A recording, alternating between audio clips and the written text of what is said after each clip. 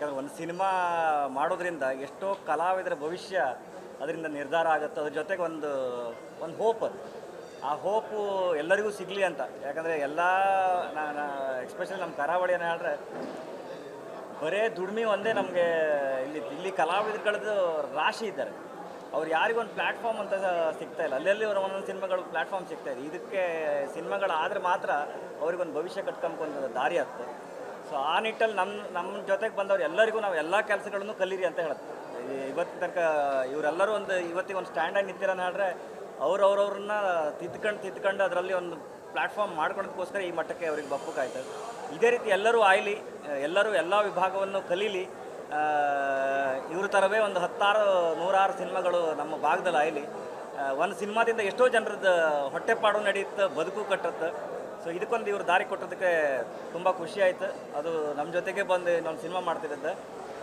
ಅವರಿಗೆ ದೇವರು ಒಳ್ಳೇದು ಮಾಡಲಿ, ಆರೋಗ್ಯ, ಐಶ್ವರ್ಯ, ಸುಖ, ಸಂತೋಷ, ಸಮೃದ್ಧಿ, ಉತ್ತರ ಅಭಿವೃದ್ಧಿಯನ್ನು ಕೊಟ್ಟು ಕಾಪಾಡಲಿ ಅಂತ ಹೇಳೋಕ್ಕೆ ಇಷ್ಟಪಡ್ತೀನಿ. ಅವರ ಎಲ್ಲ ಟೀಮಿನವರಿಗೂ. ಯಾಕಂದರೆ ಇದು ಒಬ್ಬರಿಂದ ಆಗುವಂಥದ್ದಲ್ಲ. ಒಬ್ಬ ಹೊರಟ್ರೆ ಸಾಧನೆ ಸಾಸಿವೆ ಎಷ್ಟಂತೆ, ಜೊತೆ ಕೂಡಿ ಹೊರಟ್ರೆ ಸಾಧನೆ ಸಮುದ್ರದಂತೆ. ಸೊ ಹಾಗಾಗಿ ಆ ಸಮುದ್ರದ ಸಾಧನೆ ಇವ್ರದ್ದು ಆಯ್ಲಿ ಅಂತ ಹೇಳೋಕ್ಕೆ ಇಷ್ಟಪಡ್ತಾರೆ. ದೇವರು ಒಳ್ಳೇದು. ನಮ್ದೀಗ ಮ್ಯೂಸಿಕ್ ಅದ್ರ ಪಾಡಿಗೆ ಜರ್ನಿ ನಡೀತಾ ಇತ್ತು. ಎಲ್ಲ ಲ್ಯಾಂಗ್ವೇಜದು ಒಂದು 2-3 ಸಿನಿಮಾಗಳು ನಡೀತಾ ಇತ್ತು.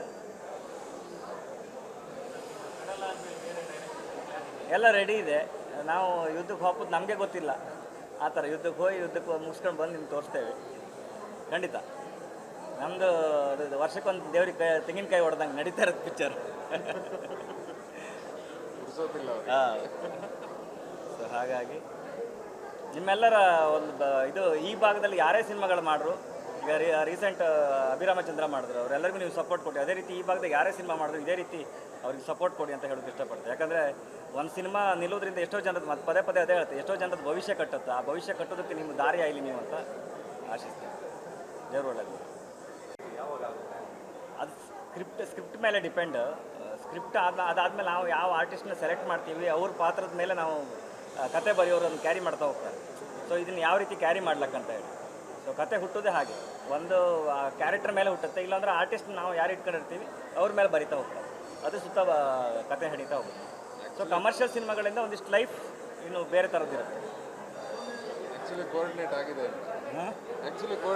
ಅಲ್ಲಿ ಕತೆ ಬರೆದ್ರೆ